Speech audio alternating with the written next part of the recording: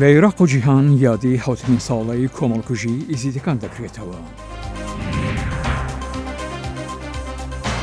کاردانەوەکان بەرامبەر بە کۆمەڵکوژی خانەوادەیەکی کورد لە تورکیا.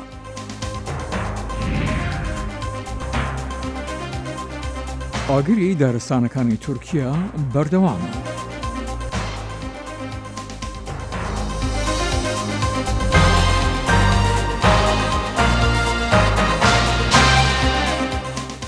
تەماشاچێی لێ خۆشەویستی دەمەتان خۆش لە واشنگتن دیسیەوە خۆشهاتنەوە ڕای بەرنامەی کورد کۆنەکشن سشەممە 3 مانگە هێشت ساڵە 2021 من جان دیلان درۆدەی گەرمە کارمەندەی لە بەشە کوردی دەنگ ئەمریکا پێشکەشدانکەم ئومیدەوارم دەمێکی خۆش وەلمان بوونە سەر. ئەز ساڵح دەمی جەرجی بە خێرهاتناوە دەکەم و فەرمۆ ئەم بە ساڵڤەگەرا کۆمکوژیە شنگالێ دەست پێ بکەن.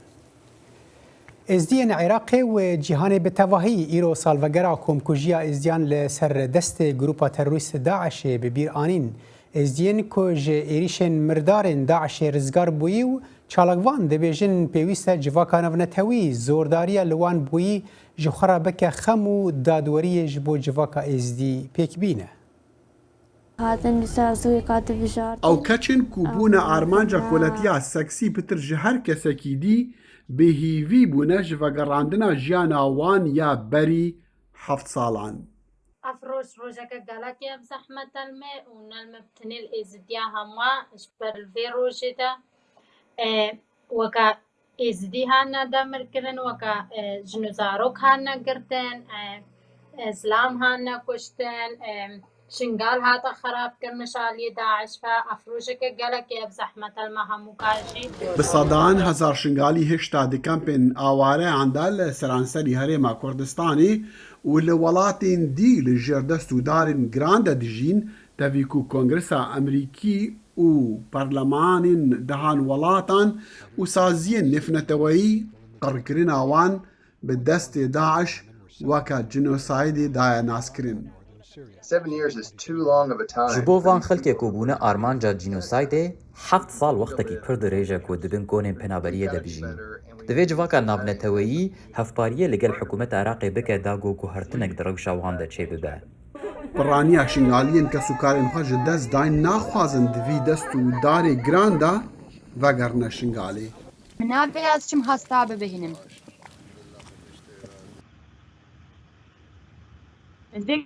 Ez şom ez karibam baw birayet xwe bihedinînim. Ew bên min bihedinî. Ne çim hestekî wan ez nizanim kîş hesta hestê wan e. Niha jî tirsavê ji nûserheldana wê komela tîrorîst ew bawer dike ku ew nehatiye ji navbirin û welatên herêmê jî hez nakin vê rastiyê naz bikin. Hestê me hîv qadê ne hî hestê me hil negirtine Daişî ser hestê me re derbazî Iraqê dikene. غير بريء داعش دروازي عراقي بكن محكمة دولي بيتا فاكرين محاسبة وان داعش بيتا كرين ما بستا حلا وگواستنا سیاست کسوکارین داعش جی کمپ هولی لسوریا جبو کمپی کی بناوی جد علی عراقی لداویا گولانی کو بچافدیریا سربازین عراقی بو جبروی جی شنگالیان بگشتی گومان هیا کو اولین پاراستن. We have to be realistic. The future is uncertain. Divê em rastaqîn bin. Paşaroj nediyare. Gelek hêz hene ku li dijî jiyana kêmnetewan li Iraqê ne. Ji ber vê jî divê Amerîka û Ewropa bi rijdî bixebitin da ku handanê bidin hikûmeta Iraqê û ya Herêma Kurdistanê. Piraniya şarezayên taybetmend di avakirina civakên ku rastî şerran bûne bawer dikin ji bo ku baweriya êzdiyan were û civakên xwe ava bikin wan pêtîvî bi çend rengên alîkariyên nêfneteweyî heye.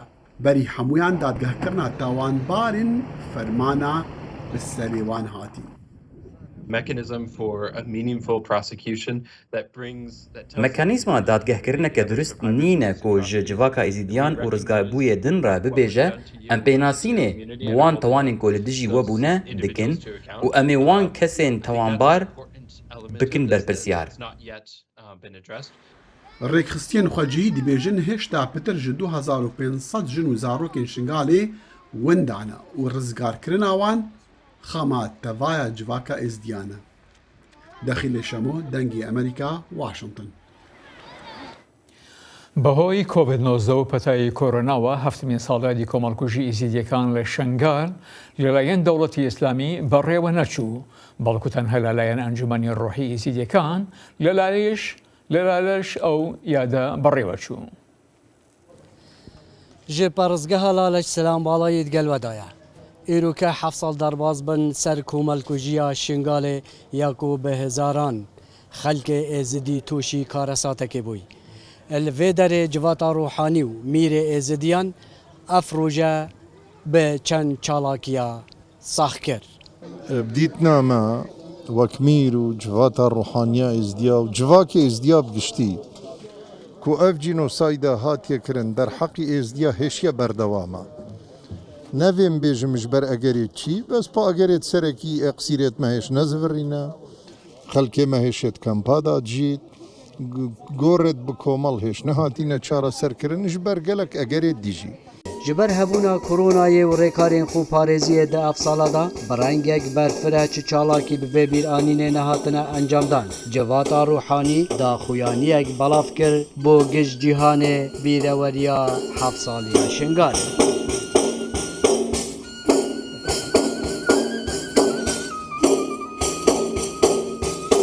Ji ber berbelavbûna peteya koronayê ku ev rêwresme hatine sinûrdarkirin ji ber hindê jî ku cenabê we dizanitin ku ev rojeyê hevdemet gel êkî ji pîroztirîn cejnê êzdiya ew jî cejna çilê havînê ye we bi xoşhalî û cihê supasiya dîsan ser biryara mîrê êzdiyan ku rêwresmê di vê cejnê nehatine gêran bo hindê giyanê ezîzetmeyî parastî bit çunkî nava edebê dînê êzdiya nava felsefa dînê êzdiyan jî da ruh ji pîroztirîn tiştayet nava vî erdî da.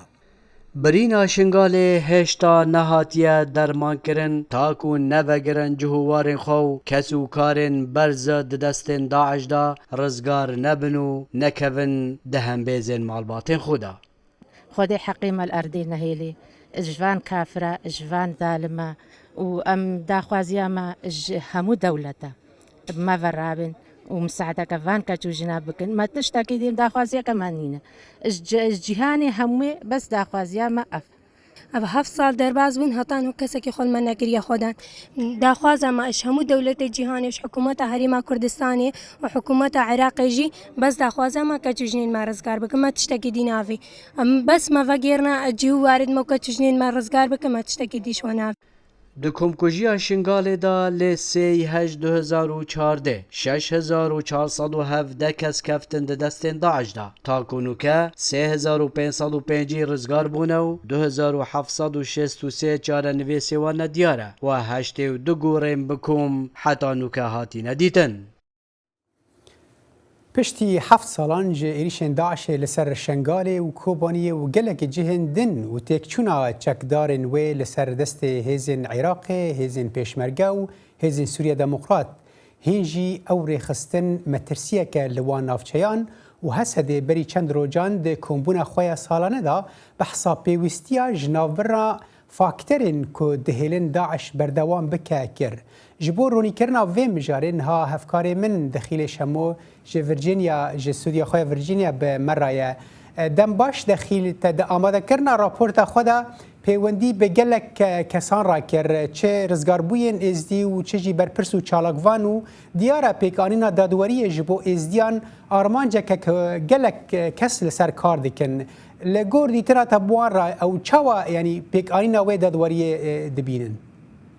هەلبەت مەسەلا دادگەهکردنا تاوانبارên داعش ku ew cenûsay yani ew qirkirin bi serî Şingalê de aniya ew qirkirina ku li ji alî civaka nêfnetewî ve gelek saziyên cîhanî ve ji wana jî Kongresê Amerîkî û netewê nêgirtî jî weka cenûsayt hatiye naskirin ewa ku tawanbar bikevine pêş dadgeha ew mebesta wan ya serekî yani ew kesên heta ew Amerîkîn ku em bi wan re diaxivîn ew ên ku li wextê xwe de demê êrişa Daeş de berpirs bûne di hikûmetê de û agahdarî hemû hûrkariyên wê êrişêne ew niha jî dibêjin rast e divê mesela yani gelek dereng bûye wekî çawa Şingalê jî dibêjin ev 7 sal gelek û demekî dirêj e ku diviya gelek kar hat venekirin yek ji wana jî دادگاهکردنا تاوانبارایە و ئەو یەکش وان پێنگاوایە یانی شتێکی سەرەکیە ji بۆ مەسەلەن هێلانە داعشێ نەبەست لە عێراقی وەکتە گوتی لە سووریاژی و داخوازاوێ تێکردن و چەندین بابەتی نیژنی هەلبەتژی باشە دەخیل ینی دادەهکردنا وان و یان دەزانن کەسێک و کری گروپەکە تەرۆریستە هەر حاڵ ئەگەر ئەو بێن دادگاهکردنی جارێکە دنجی پشتی 7 ساڵان هین ئێزدی لە دەرڤانە لە کۆنانداناوە وەکو دراپۆرتدەژی دیار بوو ینی ji bo vegera van çi pişt rastkirin ji kê da tê xwestin ku heta ev carek din vegerin ser milk û malên xwe mesela ewlehiyê berî her tiştiye renga hene kes hebin amade bin vegerine şingalê û wekî gotî ji xwe re xalên xwe ava bikin û cî hewana xwe amade bikin lê ewlehî ji wan re lazim e gelekî dî jî nikarin yanî her tiştê wan her tiştê xwe ji dest daye tiştekî wan nemaye divê xanîn wan malên wan bên avakirin ya ve du babetên serekî ne ku şingalî neha behsa wê dikin ji bilî wê dî jî kak Salih yanî divê em ji bîr nekin ku neha şingal bûye meydana şerrekî bo wekaletê çendîn hêzên herêmê hêzên çekdar tê de ne yanî ew dibin asteng li pêş vegerana şingalî yan ji bilî wê jî di raporê de tedît xanimeke xort ke behsê hindê dike çawa yanî eger ne sada sad gotin awê rengî ben lê bi wê manayê ku çawa ew ê herin şingalî ew dibînin Daeş yani Iraqî mebesta wê hikûmeta Iraqê Daişan ji Sûriya vedgerîne bi ser hestiyên wan re li şingalê derbas dibin tu zanî di meha pêş di mehiya meha pênc bû ku Iraq razî bû nêzîkî 300 ji wan kesukarên Daişa yanî malbatên not werbigirin dexîl ev nerî zelal bû her weku me got yanî hêzê Sûriya Demokrat behsa weyekê dikin ku divê ew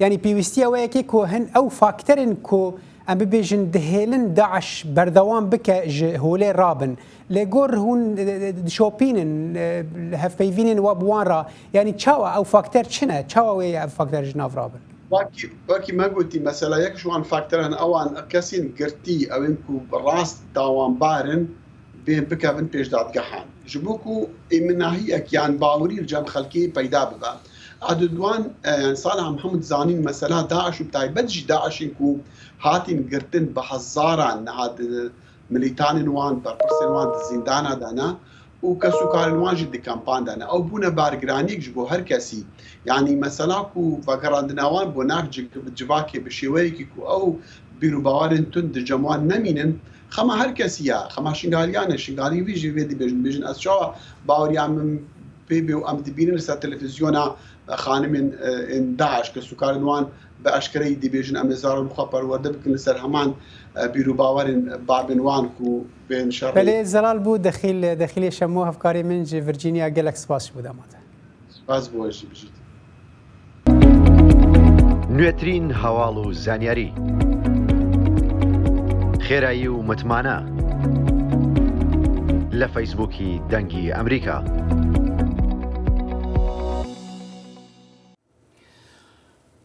لە شاری کۆنیا لە ئەناتۆلیای ناوەندی تورکیا بەنەماڵەی دەدەگۆلاری کورد لە 7 کەس پێکاتبوو لە ماڵەکەی خۆیان لەلایەن هێڕەشبەرێکی چەکدارەوە کوژان پەیامنێرمان لەگەڵا و باپیرە تەمەن 86 ساڵە قسەی کردووە کە کوڕۆخێزانەکەی کوژراون ڕەفع دەدەوەڵۆ باوە گەورەی ئەو خانەوادە 25 ساڵە موبەر لە گوندی گودیلەی کارس بۆ کۆنیە گواستیەوە ئەو دەڵێت لە حکوومەت داوا دەکات ئەو کەسانەی لە تەوانەکەدا بەشدارن دەستگیر بکرێن و بدرێنە دادگا.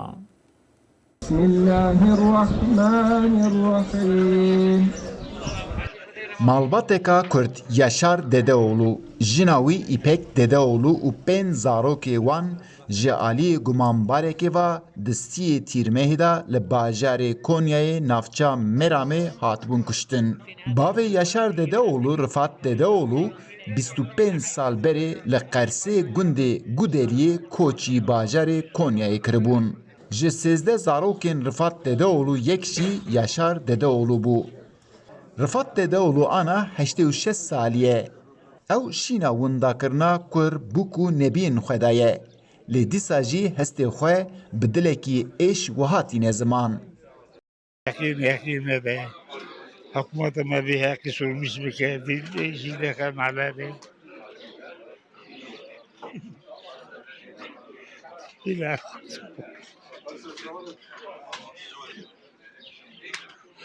بلا قرة يغلو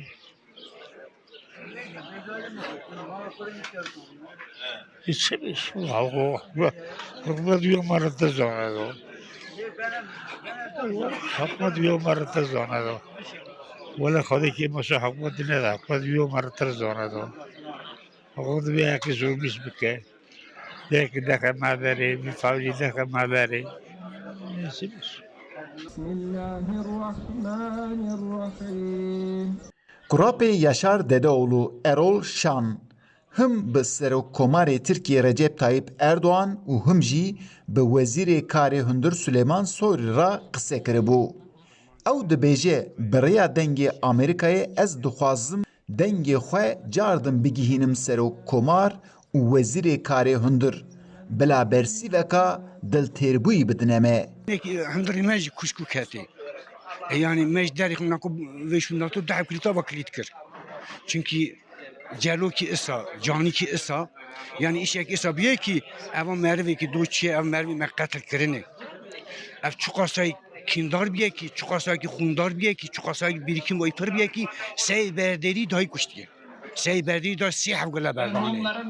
Yani ev çuqa kînî biye. Çima stratejî biye. Heta niha 13 kes hatine binçavkirin lêyî ku gumanbarê vê biryarê tê nîşandayîn Mehmet Altun hê nehatiye girtin. Eyüp Demir, Dengê Amerîka, Konya. Ji bo agahiyên dawî li dor doza kuştina endamên malbata Dedeoglu li Konyayê niha peyamnêrê me Eyüp Demir bi riya Skype ji Enqereyê bi me re ye. Dem baş Eyüp karvedana bûyerê niha çawa ye û çi tiştên nû divê derbarê de heye?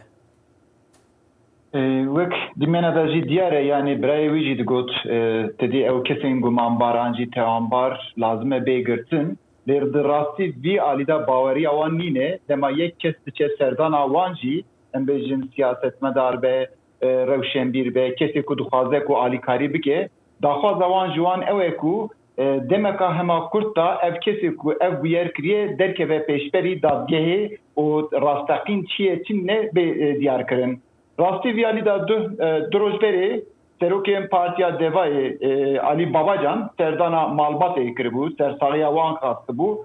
Îro jî li Enqerê Ali Babacan di civîna serokên bajarên Partiya Devayê da qise kir li ser vê mijarê sekinî got ku ev mijareka Tirkiye ya herî girîng e ji bo vî jî pêwîstiya herî girîng ew e ku dewlet di vî warî da barê ku dikeve ser milê wî dema herî Kurd da derxîne pêş. O tiştekî din jî bes kir got ez li vê derê soz dizim malbatê bila malbat bizanim ku partiya me Partiya Deva wê heta dawiyê ser vê meselê bisekine heta ku ev tişt derkeve holê. Yani rastî him daxwazên malbatê vî alîda ewin him jî vî alîda bivêne vê baş Eyüp li wê derê hinek behsa nijadperestiyê divê derbarê de dikin ev fikre bixwe ev bîroke bixwe çawa tê wergerandin çi ji aliyê xelkê da û çi ji aliyê siyasetmedar û ew kesên ku serdana malbatê dikin de. Rastî tedî HDP daxuyaniyek da bû piştî daxuyaniya HDP em bêjin Soylu Wezîrên Karê Hundir daxuyanî da bû eva ana du beş derkete holê yani malbat, xizmê wî Kurdên ku ana em bêjin diçin alîkariya wan an jî nav malbatê de ne pirê wan dibêjin ku ev sedema nijadperestiyê yani ev kuştin sedema nijadperestiyê derketiye pêş. Bixwe em bêjin Yaşar Dedeoğlu jî di hêpêvîneka xwe da bi wexta ku nehatibû kuştin ew jî dibêje yani dixwazin ku li vê derê me derxînin ji sedema wî jî ew e ku em Kurdin. Jina wî jî wisa dibêje, kurê wî jî wisa dibêje, birayê wî jî wisa dibêjin. Yani dewrdorê wî hemû kes dibêjin ku ev êriş li ber Kurdbûniyê ser me da hat. Ne tiştekî her hal rayedarên tir jî behsa wekê dikin ku çi pêwendî bi nijadperestiyê tune ye yani em bêjin desthilatdariya Tirkiye dibêje ev tiştekî navêna di malbatan da ye ne tiştekî nijadperest ji bo bes ji bînera re ev yek ronî bibe her hal em gêştin dawiya vê hevpeyvînê peyamnêrê me Eyüp Demir ji Enqereyê tu me ra bî gelek spas. Serçava. هەر لە پەیوەندی بە هەمان کوشتنی خانەوادەی حەوت کەسی لە کۆنیا لە کۆمەڵگەکانی سڤیل لە دیاربەکر بۆ شەرمەزارکردنی ئەو ڕووداوە خۆپێشانانی ئاسازدا لە هەمان کات کە هەدەپە ئیویست خۆپێشانانێکی تر لەو کاتە ئەنجام بدات بەڵام هێزەکانی ئاسایشی تورکیا ڕێگەیان لەوە گرت و نەیان هیشت ئەو خۆپێشاندانە ئەنجام بدرێت.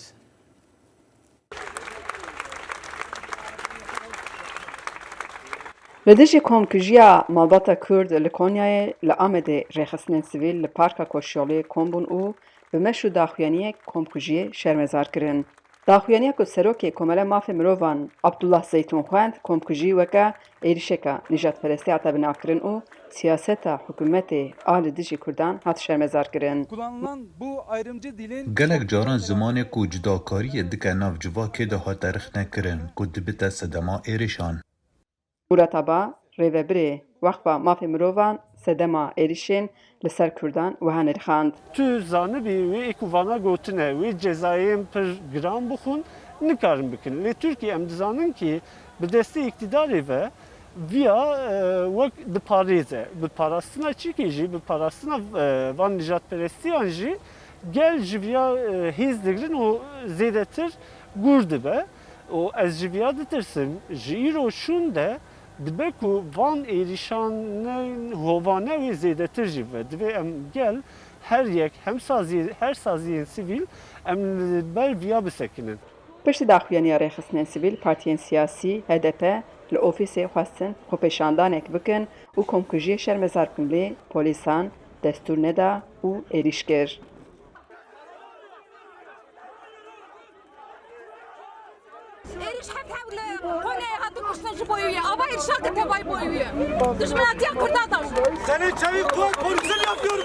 Sê kes hatin desteserkirin. Yek ji wan Şêwirmendê Meral Danış Beştaş bû.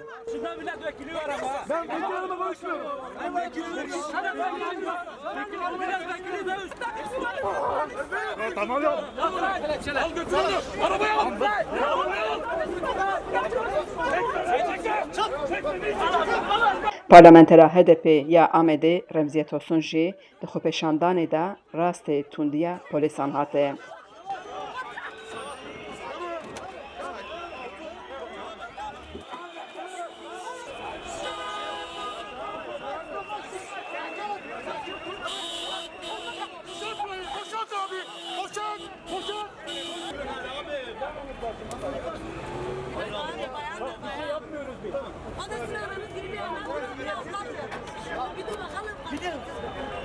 Parlamenter û berdevka HDP Meral Danış Beştaş helwesta polîsan li hember xwepêşanderan şermezar kir û wiha axivî. Kolluk gücüne talimat veren İçişleri Bakanı Konya Valisi çawa dibe ku nekarin kujer bigirin. Dema daxuyaniyek de ji polîsên ku erkê wan parastina mirovan e lê li me eşkence dike çawa nekarin êrişkaran bigirin. Divêt wezîrêkarê navxwe û waliyê Konyan digel mudîrê emniyetê îstîfa bikin. Polîsan helwestek tûn nîşanê welatiyan jî dan ku piştevaniya xwepêşandanê kirin. Xecî Canfarxîn, Deng Amerîka, Diyarbekir. Her li Tirkiye tîmên agirkuştinê bi firok û helîkopteran û rûniştvan jî bi satirên avê şerê agirên daristanan dikin ku bû 6 rojin Tirkiye daye berxwe û hikûmeta Tirkiye rastî rexneyên tund dibe li dor serederiya wê bi van agiran re. Firokên agirkuştinê ji Spanya û Kirwatiya jî digihin bo alîkariya di operasyonê de. Ev hefteyekê tîmên agirkuş li deverên başûrê Tirkiye ku piraniya wan cihên geştyarî ne hevil didin ku agirên xwezayî kontrol bikin. Derketina di nav sed agirên daristanan de 8 mirov jiyana xwe ji destan. Hêjayî gotinê ku firokên agirkuş ji İspanya û Xirvatistan vê alîkariya hevildanên kontrolkirina agiran bikin. Karbidestên Tirk radigihînin ku agir li bajarê Manavgat û li Marmarîs her wiha di nav bajarokên Milas li Bodrum didomin. Hêjayî gotinê ku agir bûne sedem ku li wan dewaran rûniştvan ji malên xwe birevin, hinek hotelan jî hatine wala kirin. O anda zaten biz kendimizi kurtarma derdindeydik. Nihan ketine derdê canê xwe de divê her kesek sêwanekê ji xwe re peyda bike hindek kar bin xwe rêzgar bikin.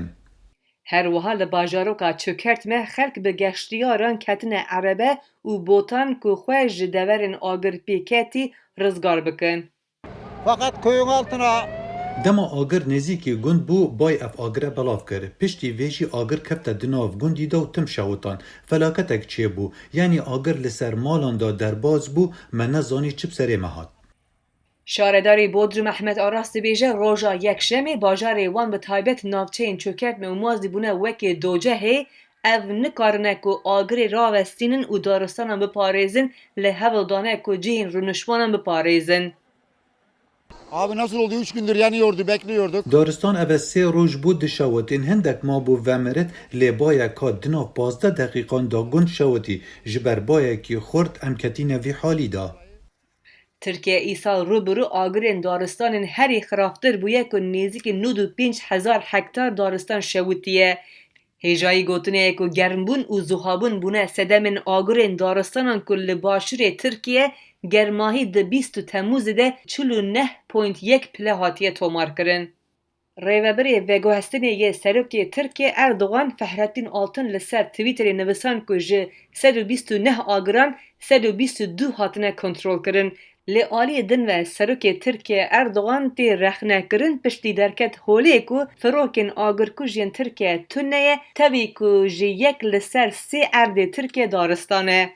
Li gor daneyên Yekîtiya Ewropa di sala 2021 de 133 agirên xwezayî li Tirkiye derketiye ku ev hejmar di navbera salên 2008 û 2020 de 43 bûne. Herwiha li gor heman daneyan guherina keş û hewa û bayên xurt bûye sedema agirên li seransera Ewropaya vê salê.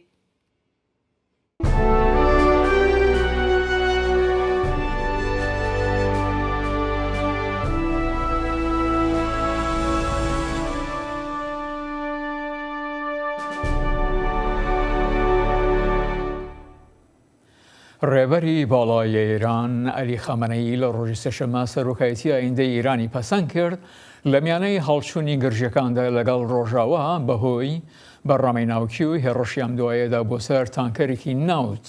پەسەندکردنی خەمەنەیی پاشبردنەوەی سەرۆکی هەڵبژێردراوە ئیبراهیم ڕەییسی دێت لە هەڵبژاردنەکانی سەرۆکایەتی وڵاتەکەدا. بله بینرن هجا کرد کنکشن ایرو به داوی هات به هیوینه تشتی ما پیشکش کری به دلی وبن هر حال وندکارن متریال و همی لسر مدیا جواکیا دنگ امریکا تماشا بکن حتی جاره کدن سلاوین حیدر کریم و محمد ورمزیار لکنترولی و لور الاستودیو افکاری من جانی دیلانو من صالح دمی جرجبو و هر شاد و بخت وربن بمینه خوش.